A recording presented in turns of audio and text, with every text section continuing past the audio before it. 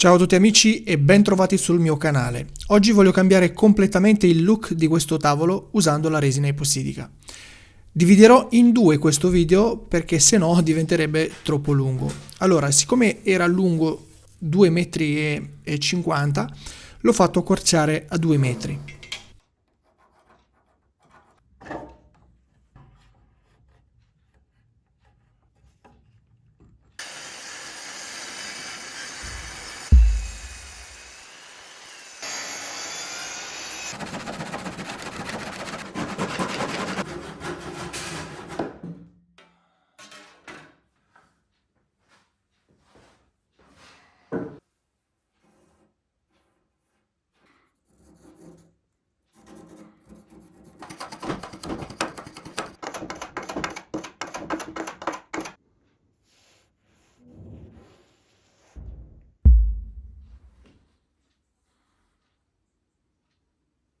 Ora misuro 35 cm dal bordo sia da una parte che dall'altra, in modo che in mezzo avrò una fascia da 19 cm che sarà tagliata.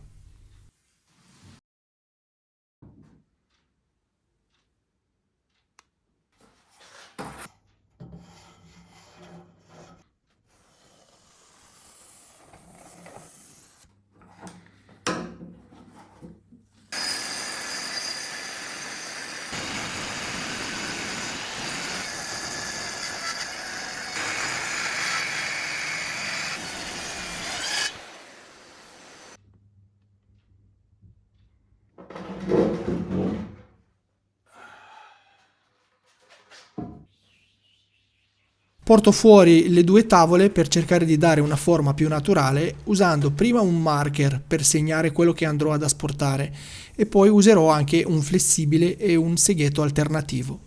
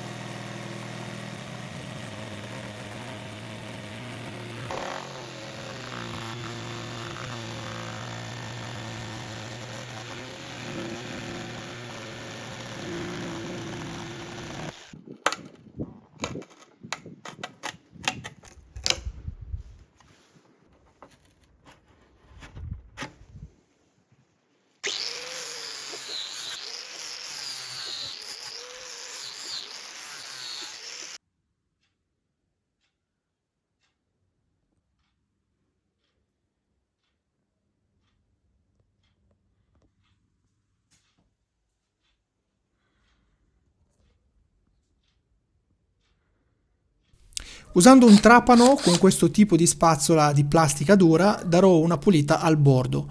Poi, se notate, ho insistito di più creando alcune piccole righe sulla superficie in modo da sembrare più naturale.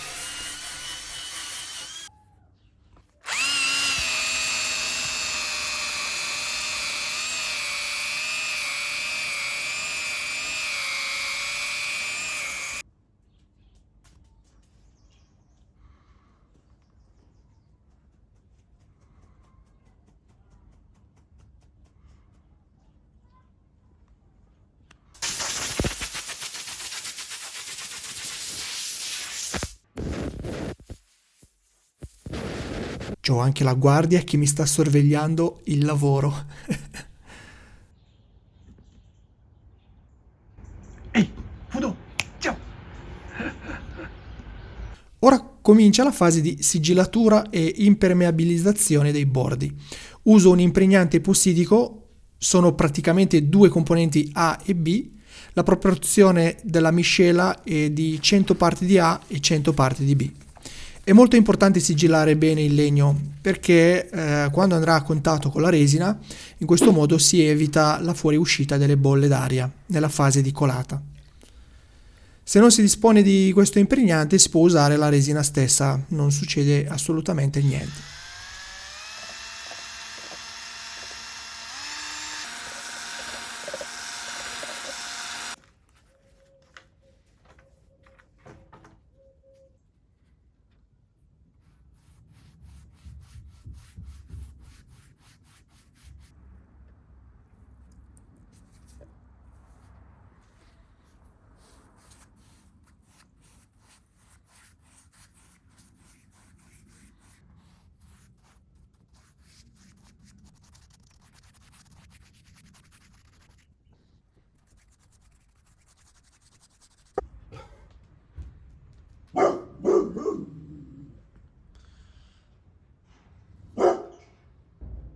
Metto tutto in bolla e come base userò 2 pannelli di nobilitato bianco. Aggiungo sopra per facilitare la rimozione anche dello scotch.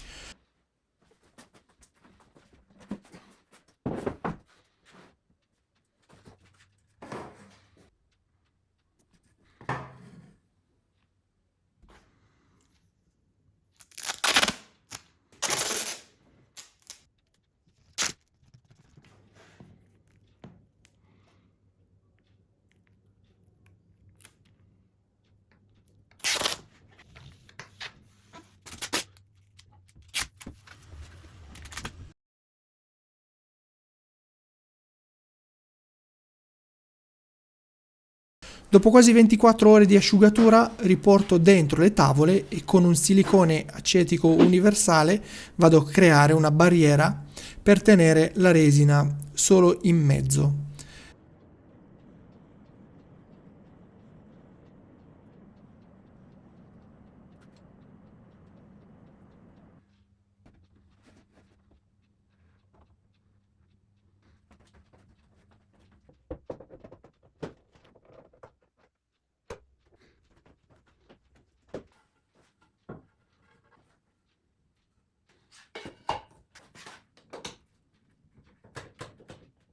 Per avere una sicurezza maggiore aggiungo il silicone anche su questo lato, così sono sicuro che la resina non va oltre.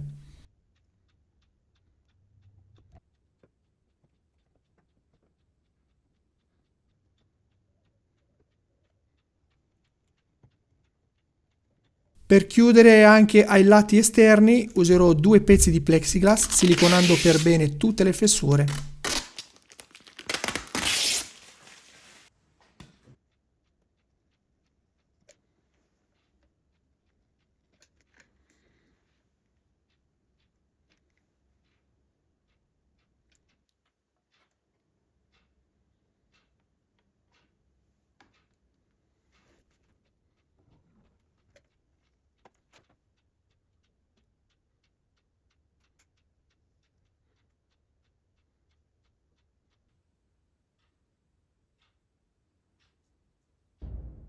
Tutto pronto ragazzi, posso preparare la resina. Sto usando la resina epossidica Epoxy Table 5 della Resin Pro, è una resina che mi permette di andare fino a 5 cm di altezza, ma io personalmente farò 3 colate, una con una base di resina bianca e altre 2 di resina trasparente per arrivare a 5 cm. Quindi sono partito con la prima colata di resina bianca, spessore 2 cm. Per colorarla ho usato dei coloranti creati essenzialmente solo per uso della resina. Sono sempre marchio Resin Pro. Non vi ho fatto vedere quante gocce ho messo perché in realtà ho versato fino a che il colore bianco non era diventato molto evidente.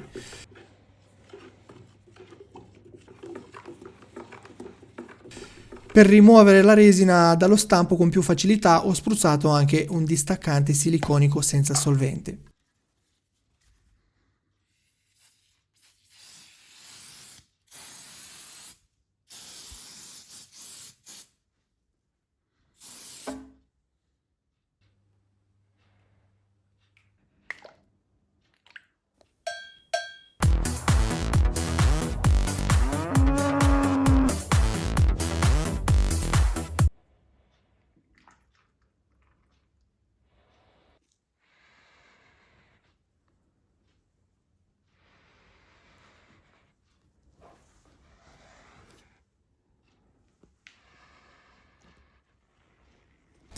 Le bolle che vedete riesco a eliminarle con la pistola termica oppure con la fiamma, vedete voi come vi è più comodo.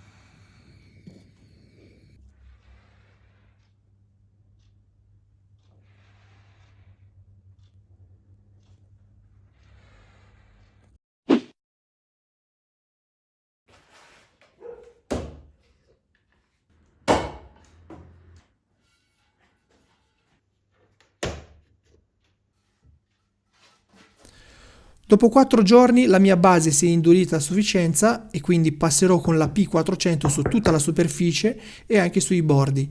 Mi basta togliere un po' di parte lucida in modo che la prossima colata si aggrappa molto bene alla sua base.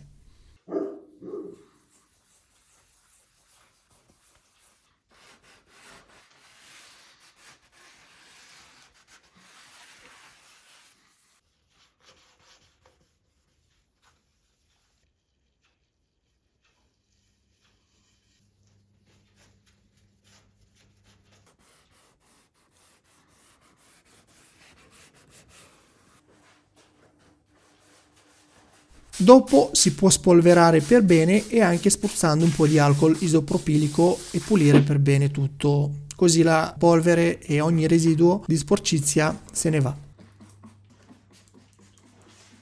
Bene amici, questo video finisce qui. Nella seconda parte, se vi iscrivete e accendete le notifiche, riuscirete a vedere quali sono i passi successivi nella sua realizzazione. Ciao!